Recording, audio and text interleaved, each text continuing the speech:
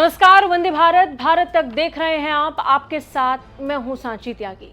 आज की वीडियो को हम शुरू करें उससे पहले आपको एक कल्पना में ले जाते हैं। आगे बढ़ने से पहले आज की वीडियो को एक बार भारत के नजरिए से समझने और देखने की कोशिश करते हैं। इसे बेहतर जानने के लिए आप भारत को एक पार्टी समझकर अपनी कल्पना में जगह दे सकते हैं और उस विषय के इम्पोर्टेंस को समझने की कोशिश कर सकते हैं।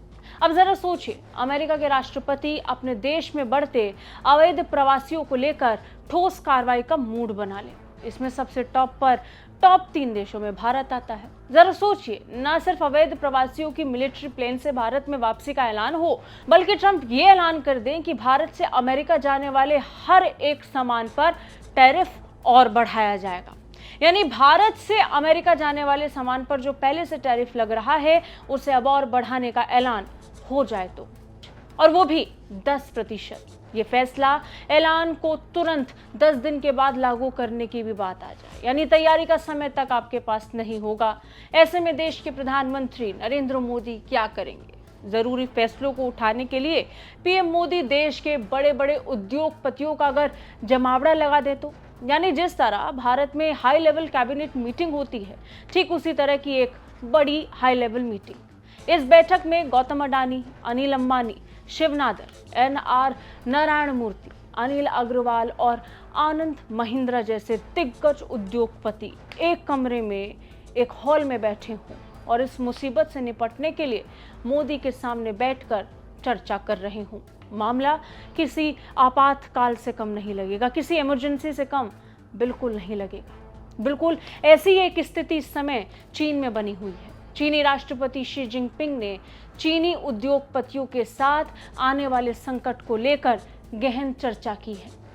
मीटिंग में Alibaba, Xiaomi, Tencent, Meituan, DeepSeek, Unitree robotics जैसी चीनी कंपनियों के प्रतिनिधि मौजूद थे। इस मीटिंग को हाई लेवल मीटिंग कहा जा रहा है। कोशिश यही है कि किसी तरह अमेरिका के टैरिफ का जवाब चीन के टैरिफ से दिया जा सके। बैठक का मुख्य उद्देश्य चीन पर घटते भरोसे को लेकर के भी था। चलिए अब इस मीटिंग का एजेंडा समझ लेते हैं। आर्थिक चुनौतियों के बीच निजी क्षेत्र के उद्योग को बढ़ावा देना, चीन उद्योगों पर घटते भरोसे को फिर से बढ़ाना, अमेरिका से मिल रही चुनौतियों का सामना करना, ये सब एजेंडे में शामिल था। बीजिंग में हुई इस बैठक में चीन के निजी क्षेत्रों के बड़े बड़े उद्योगपति मौजूद थे। इस बैठक के जरिए कोशिश यही थी कि फिलहाल मौजूदा परिस्थिति में कैसे चीन के बाजार को मजबूती से खड़ा किया जाए। इस बैठक को निजी क्षेत्र के समर्थन के रूप में देखा गया, जो हाल के सालों में जांच और विनियामक दबाव में रहा है। बैठक का उद्देश्य व्यावसायिक विश्वास को और बढ़ावा देना है। नवाचार और आर्थिक विकास के लिए निजी व्यापार पर सरकार की निर्भरता को समझने की कोशिश थी, खासकर तब जब घरेलू और अंतर्राष्ट्रीय व्यापार में चीन पर जबरदस्त तनाव बढ़ रहा है। ये तनाव एक दबाव के रूप में था, दबाव टैरिफ का।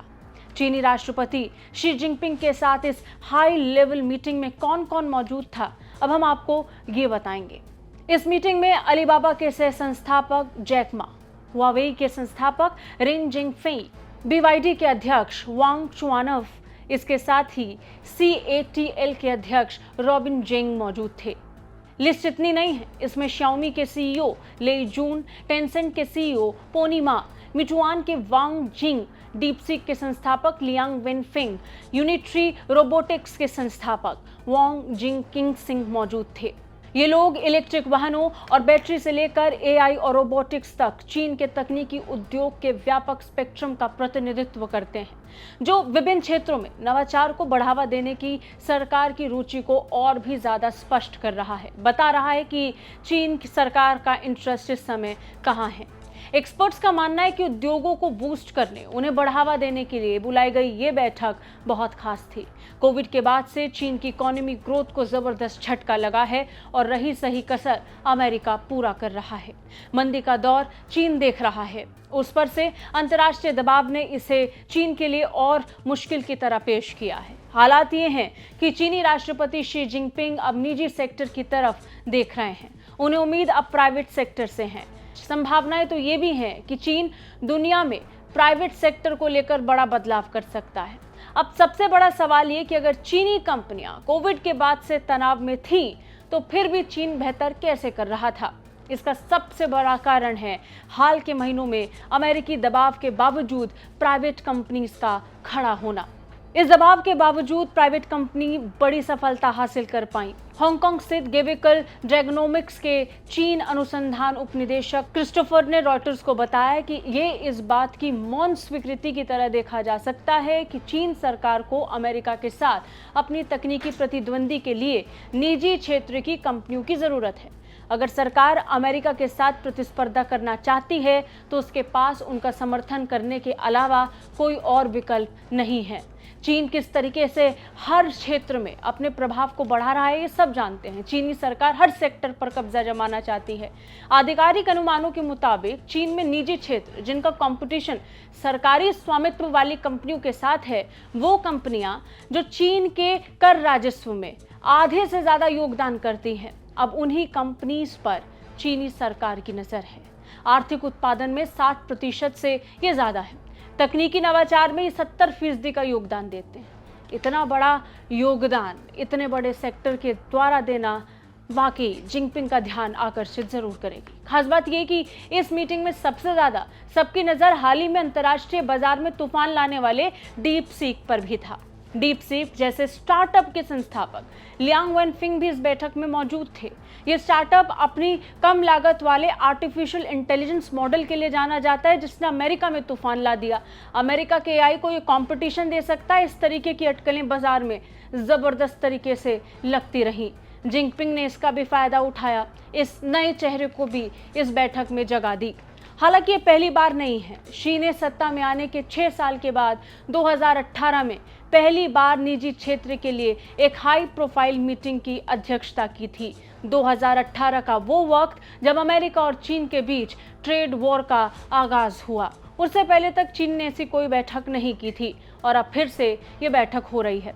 सवाल ये कि चीन क्यों परेशान है? दरअसल अमेरिकी टैरिफ से विश्व की दूसरी सबसे बड़ी अर्थव्यवस्था कहे जाने वाले चीन को खतरा है। टैरिफ से ये तो साफ है कि चीन पर दबाव बढ़ने का खतरा है, जो कमजोर घरेलू खपत और संपत्ति क्षेत्र में अस्थिर ऋण संकट से जूझ रही है। अमेरिका द्वारा लगाया गया टैरिफ चीन पर कई तरीकों से प्रभाव डाल सकता है। अमेरिका और चीन के बीच ट्रेड वॉर के दौरान, खासकर 2018 से 2020 के बीच, अमेरिका ने चीन के कई उत्पादों पर उच्च टैरिफ लगाए थे। ये टैरिफ चीन के लिए खतरे की तरह था। इसका असर चीन की अर्थव्यवस्था, व्यापार, उद्योगों पर देखा गया। अब वो दौर फिर से आ सकता है। चीन पर टैरिफ लगाने से चीन को भारी नुकसान भी हो सकता है।